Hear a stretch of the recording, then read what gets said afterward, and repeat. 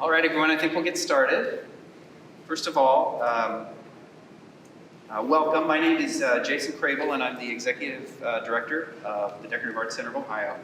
I want to welcome you to this beautiful space today for our presentation by artist Melissa Vogley Woods, whose amazing work is featured in our current exhibition, 2x3+18 diptychs and triptychs by 18 contemporary Ohio artists. The notion of equilibrium, structures of power, balance, and imbalance are issues that Melissa works through visually using abstraction, the figure, and the exhibition space. The vocabulary and process of her work is comprised of classical Western forms of architecture and sculpture, as well as historic frameworks found in painting, such as landscapes, still life, and collage. Limitations of black and white are the foundation of this process, onto which she adds the color spectrum as an interloper. She's interested in creating a conflicted space that reaches back, both back in time and forward, like a pendulum. Melissa Vogley Woods has been awarded 2 Ohio Arts Council Individual Fellowship Awards in 2007 and in 2013, and a Greater Columbus Arts Council Fellowship Award in 2016. She maintains a diverse multidisciplinary practice that crosses between painting, sculpture, and video. As an artist and curator, her work and her projects have occurred locally, nationally, and internationally. Recent exhibitions include solo exhibits at the Wexner Center for the Arts in Columbus, Western Art Gallery in Cincinnati, and the Raskolnikov Gallery in Dresden, Germany. Melissa has been included in curated exhibitions held at Zong Institute for Contemporary Art in Korea, Firehouse Art Center in Longmont, Colorado, Resonator Art Space in Norman, Oklahoma, Los Angeles Contemporary Exhibitions in Los Angeles, California, and Museum of Sisters Aslamazian in Guarmi, Armenian Republic. I'll let you correct me on that. So we're very excited to have Melissa here today to talk to us about her work. If you haven't already, I hope that after the talk you'll walk across the street and have a chance to experience it in the gallery with all the other pieces. And with that, I'll turn it over to Melissa. Thank you, Jason. You're welcome. Thanks everybody for coming. So, okay, I have a microphone on, so you guys tell me, does it sound okay? Can you hear me? Okay. First, I just want to thank the Decorative Arts Center for having me. This has been a great experience working with this group of people that manage the center, and I've never had work in the space before, so I'm really excited. I've been here a bunch of times to see shows, but I'm pretty sure that it's never worked out for me to have any work here, and so it's very exciting to have this work on view now. And so for the talk, I'm really going to focus on the material because it's really unusual and you'll not find it really anywhere. I could actually give you one location you can find it in Ohio that I know of. You'd have to do some driving, so don't let me forget to tell you that at the end. So the material that I use is called Scagliola.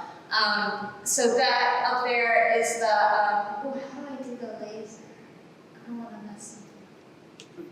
That's the word. Can you see the laser dot? Okay, but this is the pronunciation, so forget about this G, and forget about that L, just think Scagliola, that's it.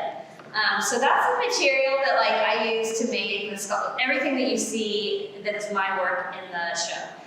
There are 3 inlay pieces that are on the wall, and then there is an installation made of many different other pieces put together to make a work. Scagliola is basically it was invented around the late 1500s, early 1600 area in Europe.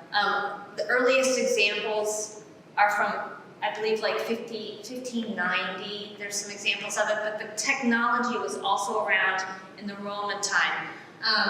It is the technique that I used was really innovated and was like in its most innovative moment in the 1600s, and then it really was very widely spread, being used all over Europe in the 1700s and 1800s, and then at the end of the 1800s, it started to die out, and all of the people who made it died, and very few people know how to make it now. And that had a lot of reasons, but it just is a fact that it sort of died out. It's very elaborate process, and it just kind of went out of fashion, and people forgot what it even was.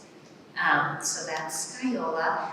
This is all the locations that you can find examples of Scagliola. So it's all over Europe. It really kind of originated here in northern Italy, and then dispersed everywhere, and really into like southern Germany kind of area. There's really very old examples up here. And the Scagliola itself, these are, and I'm not sure even what, this might be German. It might be German. Anyone speak German?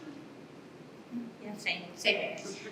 But these are different kinds of Scagliola, and this map shows the locations of these different kinds of Scagliola, from walls to panels to tables, altars.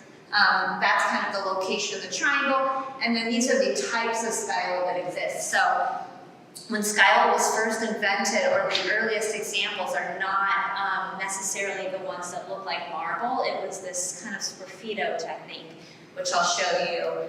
This is the earliest style of Scagliola. So it's a giant blob, a giant piece of plaster. Basically, if you think of it as plaster, it's got many other compound ingredients in it. But, and then they would cut away where the white is and fill it, or vice versa, cut away where the black is and fill it. The exact process at that time, I'm not really sure which they did first. And then they would scratch into the area, kind of like you would think of an etching, like a dry point etching. If you know that's where you're just like scraping into the copper plate. It's that same. You just scrape into the plaster, and then you refill that with black. And then that was the earliest style. And then around as that was getting developed, a different style also was the one that looks more like marble, which I'll go to, but this is the next, a different style also is this pictorial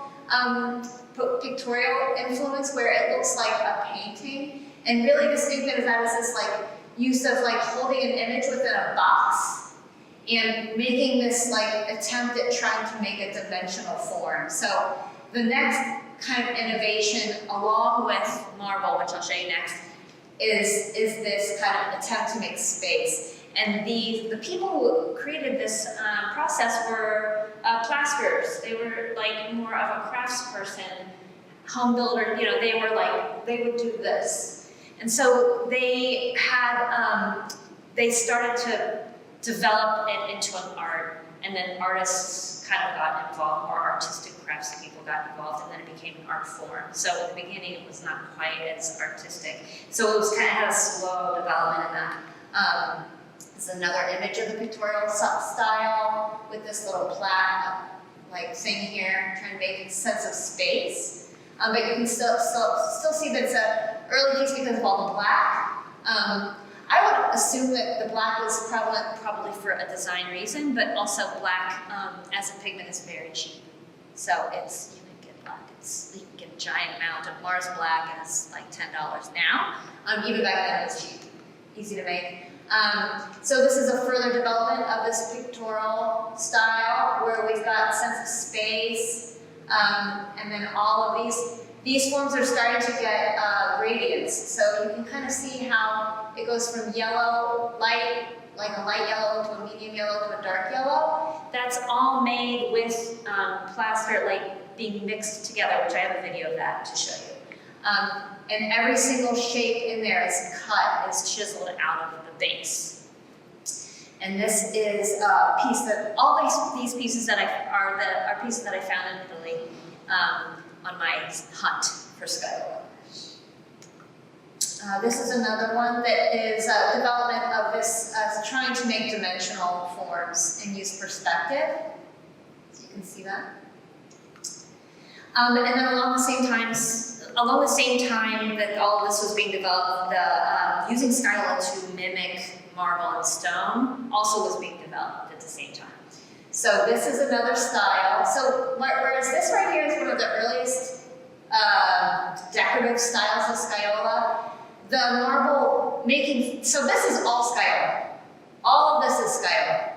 It's not marble. That was pretty quickly also like developed and came from northern Italy. Okay, so this is a little video. So this is in the, I think I have it written down on the next slide. Villa, really bad with names. Well here, I'll just let you see this first. So this is in a villa in Rome, Villa Farnese, that's it. Anyone been there? Big fancy museum that has great art. It's an old palace, it's amazing. But this is all Scagliola. It's not marked or labeled. You would never ever know that it's not real marble. It looks exactly like marble. It's super shiny, so you'll see, I think, you can see the shininess of the edge there, the light, it glitters exactly like marble, and it's virtually indistinguishable unless you find its little flaws, which I'll show you guys those too, because that took me a while to figure it out. So basically Scagliola, a process using plaster. You add things to the plaster to slow the plaster down, and then to slow it down from curing. So in that process, you can mix all these different pigments and make different piles of different colors of plaster. So it's the plaster is the actual, material that the thing it actually is, whereas a painting you're applying onto, and a fresco you're putting pigment onto wet plaster, but this is you're mixing it into the plaster that you make the shape out of. So when they're making the marble column, and they have all these balls of different colored plasters, they take all of those together and stack them up, and then you can slice that, and then you're going to put that up on the wall, flat, spread it out, put another slice next to it, and that's how you kind of mimic the marble. It's much more complicated than that, but that's the short version. Okay, so those are the different styles, and this is, again, the marble style, Scagliola, mimicking Pietro. I feel like I always say that wrong, but it's, marble inlay, like actual marble inlay. So they were very influenced by marble and trying to imitate that look. And so that's how Scagliola came to have all of this marble, to have this form. And then it continues on through until even the 18th century. Scagliola still is, even though it has the capacity to not look like marble too, but it just really hung on to that history. And I use that in my work too. I really do want it to look like stone. So I like to use the historic techniques. And so that's why I keep it kind of marble looking in my work. This is a real Pietro altar. So that's actual marble. And that's Scagliola. So they're very similar. You can see how shiny the Scagliola is. And then Scagliola was also used architecturally, which I did not know until I went to Italy and was standing there looking at that altar, and then started to look at this, and I'm looking at it, and you're right up here in Italy because you can get right up to everything, and it was Scagliola. So I was like, oh my gosh, that's amazing. So they would have had to make a mold to make all of those columns and put them together and somehow cast that whole thing and somehow get it. I can't even imagine how half the stuff they've done, how they have done it. So it took me a lot of research to slowly get this education on how all of these things come together. So the different styles that I mentioned before also, I forgot to tell you, sometimes you see them all three in one piece, but it's very rare. So I believe I've never seen it myself. This is only two styles. It's the Pictorial and the etching style, because we've got the line work here, if you can see that, and then this is Pictorial, like a painting. This is marble, the marble style inlay look with etching. But I had to go online to find this one that has etching style, pictorial style, and marble parts that look marble. So it's very rare to see all of the styles together in one, because they also seem to be a little bit regional. And it would be like if you took all the pastas and put them together in one big pasta thing, like all the different kinds.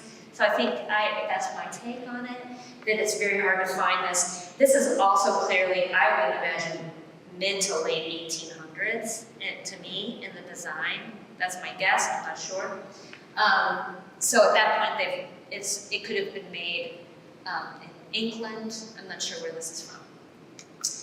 Okay, so regional styles is the Florentine style, and that one is notable in that this is very much like a painting, whereas this one has a softer color palette almost, and like a more nuanced sort of gradient of the colors, almost so much like a painting.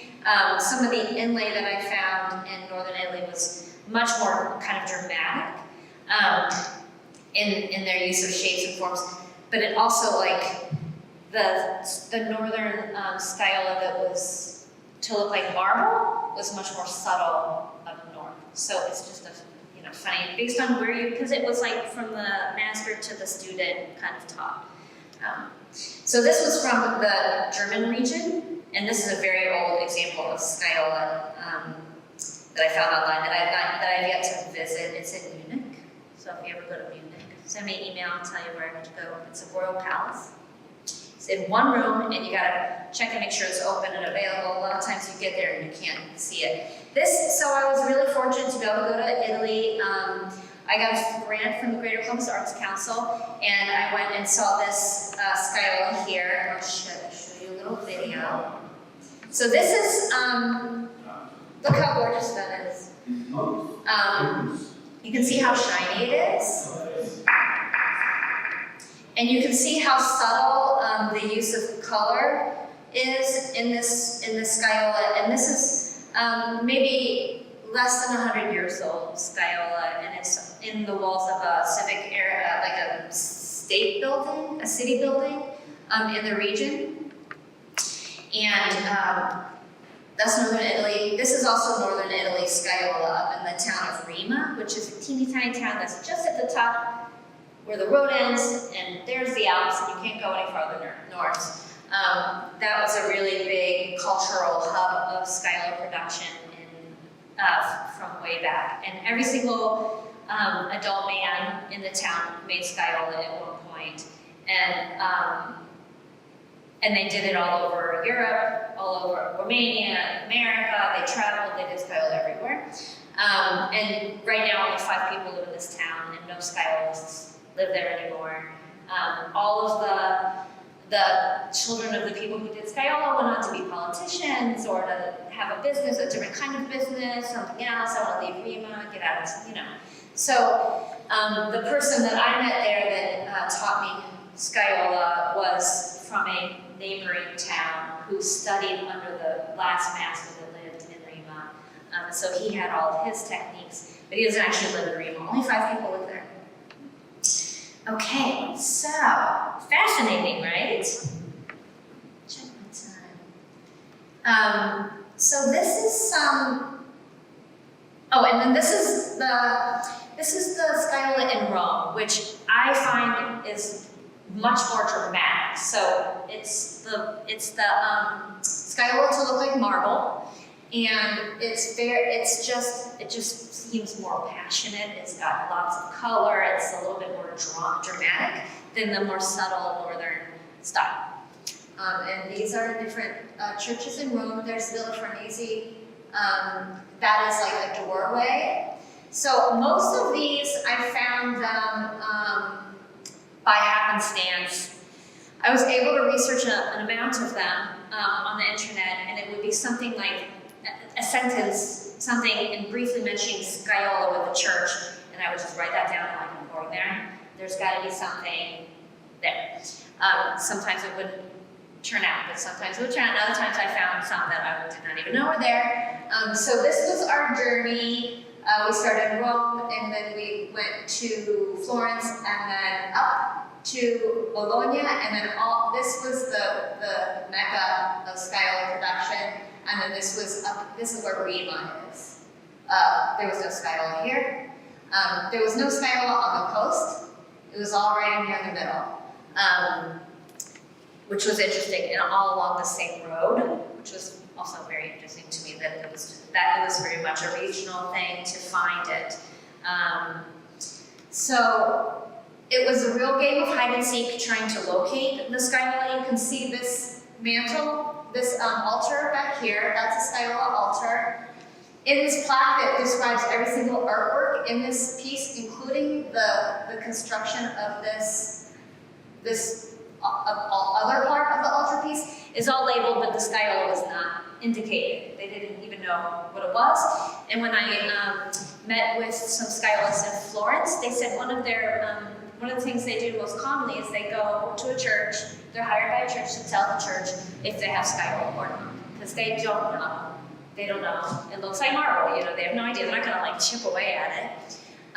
So that's actually a scagliola altar that I had to kind of work my way in to find it. And there it is, Cattedrale di Parma. I had some clues that there was going to be scagliola there. It was in the right region. And so this style has the black background, very traditional kind of look. I would say, I can't really guess at the date, but you would kind of go with the design, what's in fashion at that time. I would say maybe I would say 1800s, for this one, because it's a little bit more with the draping, kind of like that table. This one is in Rome, and it is unbelievably good. This is an unbelievably great inlay that you will never see if you don't know it's there, because it's hidden behind this giant, awesome sculpture. So, I love the sculpture, it's awesome. This whole church is great, it has a lot of art in it, a lot of contemporary art mixed in with old works. And when you walk in, this is the exact lighting that you see, and you just don't even know that scagliola panel's back there. It's not labeled, it's just back there. Yes, so the journey looking for it had a lot of surprises. So this was a church, the Church of St. Nicolo in Carpi. So Carpi was from what my research said, was scagliola heaven. I'm going to find scagliola there. So we get there, and I did, and it was great. And this was one of the churches that was listed as having a lot of inlay altars. And so I got there, and it was closed because there was an earthquake at one point, and they did not have the funds to fix the church, and it was closed. And so I was just devastated. This is the one that's gonna. And we just kind of walked around the outside of the church, and we're stumbling around. And then this very nice, I'm going to call him a priest. I'm not sure exactly what he is, but I'm just going to say he was a priest. Let us in. Didn't speak any English. I just kept saying altar and scagliola, and he, my partner spoke a little bit of Italian, so that helped. And the guy just wove us back through this monastery and led us into the church. So I was able to get some pictures. This street sign right now says Guido Fossi, who's a really famous scagliola artist from 1700s. Okay. This was in that church, very old altar. Oh, I think I can use this. This guy was there. Just amazing, really amazing examples. And then this church, I had heard also that there was scagliola in it just by researching and trying to find evidence, and this is also in Carpi, and this church was also closed, and so we had to go to a museum near it to beg them to let us in, and then he had called the keeper of the church, who came and was so kind and just spoke to us all in Italian and told us about the church for about 2 hours. Every single thing about the church. And he talked really slowly, and we could kind of understand it, which was very nice. Like, you know, the language is very similar, so he just kept explaining it, and we just finally kind of figured it out. So this is an old altar that this church is very old, incredibly old. It had like a mural behind another mural. It had very, very old artifacts in it, and it was amazing, and I think they opened it 1 hour a day. There were other churches that were equally as difficult. Okay, this is another one in Rome, and it's the cute. Look at it. I mean, they put it in an alley. It's just built between these two buildings. It's just the nicest little church. I had to go 4 times, and yes, there was Scagliola. I just knew there had to be Scagliola in there. And we finally got in, and this is actually, that's painted. That was painted, and then this is a Scagliola.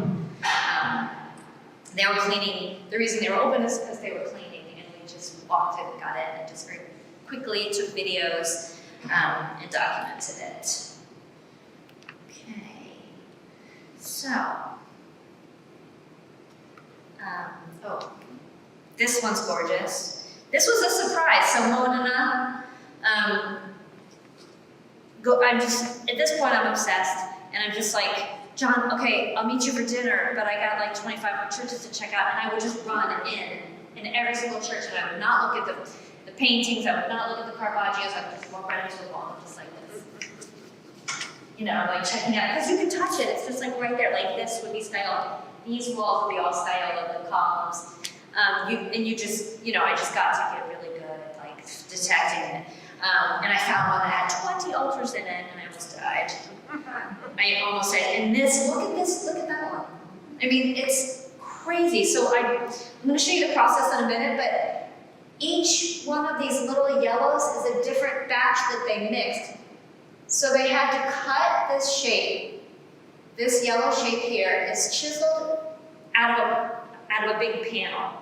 And it's chiseled out, chisel it out, and then they mix all of these yellows, and then you have to shove that in, and then you sand it down, and then you have to refill any cracks and bubbles and holes because it's wet and there's always bubbles. You refill those holes, and then you polish it down. And that's just for that one shape. It's just crazy. This is a nice example that you can really distinguish these different colors. So they had to also lay it in a way so that the dark stayed here and the light stayed here. And the consistency of the plaster is kind of like fondant, you know, that icing that's kind of thick. It's kind of like that. It's slumpy, pretty hard to control. Okay, so this was that. I'll show you a quick video. It's nice to get out of Ohio here. So every one of these archways, there was a Scagliola altar from many different eras. It was gorgeous. Very nice. So you guys have to email me if you go to, when we're traveling again, which will be soon. And I'll tell you where to go. Got a little map. Okay. Here are all the altars that we're in. So you can see all of the different styles. So these were clearly collected from artists all across Italy. You have all the different time periods, very old. This one's really old. This is a newer one. Just gorgeous. There are certain marbles that they mimic in Scagliola that are actually also an extinct marble, because marble will also go extinct, certain kinds of marble. You just won't be able to find it anymore. And so sometimes they mimic these ancient kinds of marble, which is pretty cool. Bringing it back. Okay, so I had a little section on, because I figured you guys might be curious, how do you identify the Scagliola? Well, this is like a real dead giveaway. You see the concrete underneath there, a little sign, do not pick away the Scagliola. This was in Rome. So, of course, it's a very stable material, but in Italy they do have earthquakes and water damage and things happen over time. And so you can find little bits of cracks like this. If there's a shadow like that, and you can see underneath it, and it looks like concrete on the inside, that could be Scagliola. It could also, it's most likely not marble, especially if it's curved, because that would be paneled or a solid piece of marble. Oh, now this is a kind of a dark slide, but this is real marble, and you can tell because it's got a perfect mirror of when they cut this marble right down the middle, it just makes a perfect match. And this is a fake version of that, although it's pretty dark, so you can't quite see it. But they're trying to do that with Scagliola, but it's very organic looking, so it's not quite there. Okay, this is real Scagliola. This is real marble, this is marble, and this is Scagliola. Hard to tell, right? That's marble, this is Scagliola. Some clues are like the incredible size of the piece. Like this would be an incredible piece, incredible huge piece of marble. Now they do have those at the Vatican or fancier places, but if you're in a very small church, it's likely if it's a very big, huge looking piece of marble, that it may be Scagliola. This is all Scagliola, as well as that. This is all Scagliola. This is marble. This right here is Scagliola mimicking this real marble. So you can see it's the same pattern. The reason I knew this was Scagliola was because of this giant piece was solid. Another thing that you'll see in marble is when they are making a big area, it'll be cut into quarters or pieces and it's pieced together. Scagliola doesn't have that, it will be solid. And also this was curved, kind of like our ceiling here. You can't curve marble necessarily, it would be paneled in. So you look for the seams and that's where you know that it's marble. And then also in the Scagliola itself, this is a clue because it's curved, so that's all Scagliola dome. And then in here, it's really hard to see, but you can, if you look at the edges between one color and another color, there are some clues. Now this is ridiculous, I don't know if you guys can see this, but this is green actually, and a little bit of the green goes into the yellow. That's your clue. Like that's the only way you can tell. Because like marble wouldn't do that. And also sometimes things end in a way that look like you can tell that it was shoved into a mold, which really is evident here. So this panel of Scagliola was made between this edge and that edge. And see how that curves right there? And see how that curves? And it doesn't go all the way. Do you guys see that? Like the design just kind of ends, like marble wouldn't do that, it would just keep going. And that's why you know that this, at the Villa Farnese, was most likely done by an assistant. Because a master would never, ever do that. That's like rule number one. So that's how you know that this was done by somebody underneath, beginner. It looks good, but you can really tell it's Scagliola. Okay, so that's how you interpret it, or that's how you find it. And so there's, when you're thinking about Scagliola, it makes sense that it was developed for economic reasons because it's probably cheaper to like make your own marble versus getting it shipped from who knows how far away across how many countries and how many people you have to deal with. But also, the artistry of it has to do and is connected to the reason why they also have a lot of painted marble. So it's painted marble, there's a lot of painted marble in Rome, but it's not really made to look exact. Like, that looks like a pattern, right? It doesn't look like marble 100%, it's just almost too designed. So that's something that I learned from the stylists when they were talking to me about how do you make it look the most natural, is that you just interpret it. You're not trying to copy it. You have to interpret it like from within to make it feel very natural, and you move like the earth. So to make this paint job look very natural, when you look at it up close, it's very messy. And it's just they're dragging a brush like this, and then they're cutting the white line through just kind of like that. And it looks super organic because they didn't painstakingly copy. And that kind of connects to like what's real and what's not real. If you think of something that's hyper real, it no longer looks real. Like Disneyland, it's not real. It feels, it's kind of over the top, you know. So these were some of my favorite examples. This is my absolute favorite. Look at that. Marble. But it's like, I would totally have that in my house. It's super contemporary, just this blobbing line. I love it. And this one's gorgeous. I mean, and they're so simple.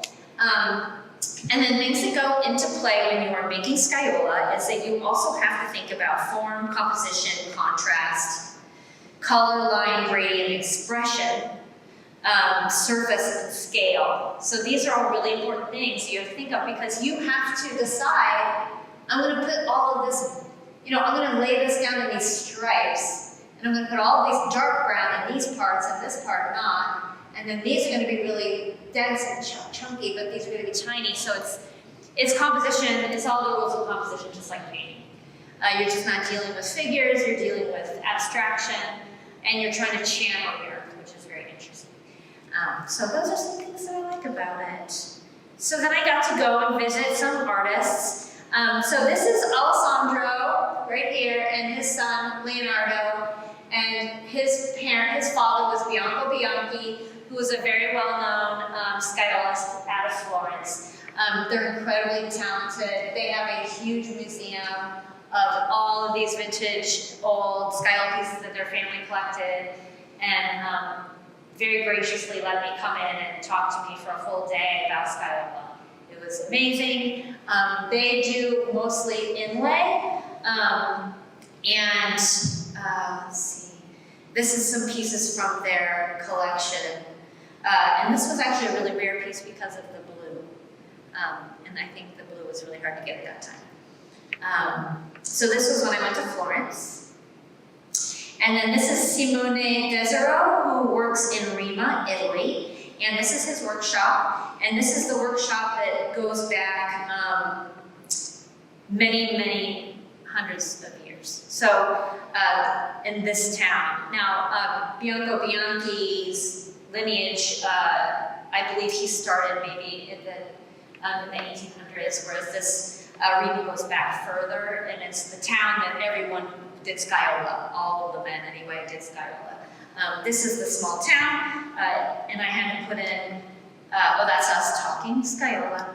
I had to put a picture of it because can you even believe that this is a place that one could live? Look at that. Can you even believe it? There were goats, just, you'd hear the goats kind of walking through the mountain and the cows with their bells on. And that's a real place. That's where we were. That's where Scagliola was born. A certain kind of Scagliola. So, I had to learn it. First I found out about it on the internet, like you do things. And then I had to like do a lot of research. I couldn't find any of the recipes or how to make it anywhere. And so I had to go there and talk to these folks. So that was very nice. So this gets me to my work, and I'm going to check the clock because I don't want to talk too long. Okay, so now I have a little. This is also a video, short, and you can see me making Scagliola. I'm making an inlay piece, and I show you also how I make the panel. Here we go. I don't know if you've seen. This is in the show, this piece.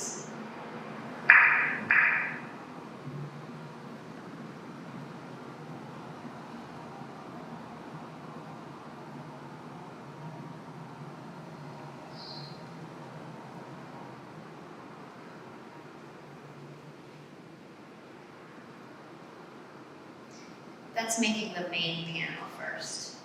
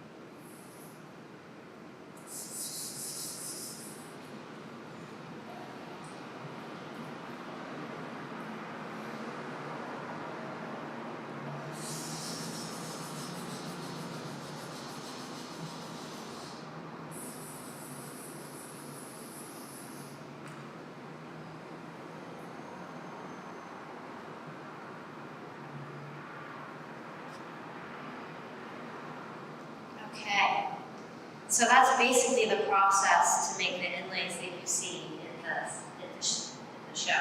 There's lots of sanding, lots of polishing, and then you finish it with beeswax polish, which is very cool. So it's all very, really natural materials.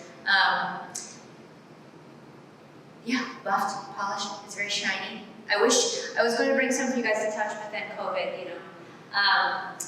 But it still just feels very smooth like a countertop. Okay, so that's my process. So I do use a lot of, oops, I went out of the, let me go back. Oh, my computer might be mad at me. It's a very old computer. Let's see if it'll stay where it's at. Okay, we'll get there. That's not what I wanted. Okay, we stayed. Great. Great. We did that. That's the inlay. I don't believe this piece is in there specifically, but definitely the wrestlers there are in the work, are in the show. I think I have a picture. Here's some other things that I made with Scagliola.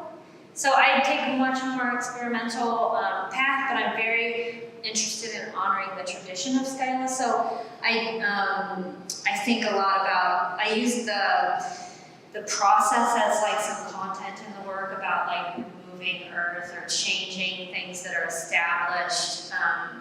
I like to think of the Scagliola as a fakery in a way, and it's like a fake real. So I play with that a little bit in my work, depending on what I'm thinking about at the time. And this is the piece that's in the Decorative Arts Center here, with its two inlays. Yeah, I think that is the inlay from the video that I'm looking at. I can't quite tell. Yeah, that's the piece here. Yeah, that's in the video, so you guys can go see it in person. I use this archway as a way to talk about history. So my work is all kind of about history. I'm interested in how history has been written and been manipulated through power structures. And I use the arch as a reference to that which is classical and that which we perceive as being like good and stable and all-knowing, or, oh, you know, it's this form that you see all the way back to the Roman times. It's used on many buildings that exude a sense of power, stability. And of course I have this one fallen on the ground. So I like to play with these images to talk about this conflict between things that really happen and things that get written down, and what gets carried along in history and what is omitted. And I also use wrestlers, so these are like Greco-Roman wrestling positions that I find online from high schools and Olympics and all kinds of people wrestling. I just take screenshots and make these overlapping wrestlers to sort of talk about the human conflict that's held within this system of history being changed and used. And that's kind of like where I come and how I come to my imagery in my work, depending on and I do move around in different mediums. I've done like video, painting, and sculpture. So now's a good time, I think. I think I'm at the end. Let me see what else I have. This is the inlay. Oh, there's one more good fact for you about the work that is in the Decorative Arts Center, is that this piece, and this piece are all from the exact same mold.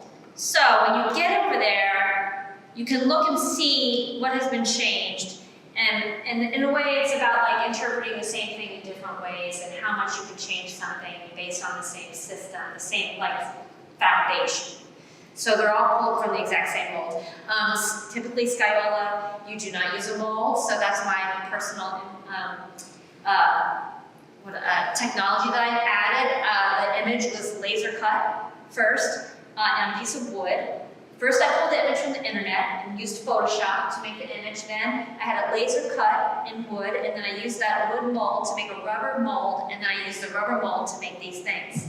So I avoided all that chiseling. It worked, so I'm going to do more like that. Yeah, it's fun. Well, thank you guys for coming out. Thank you. Yay!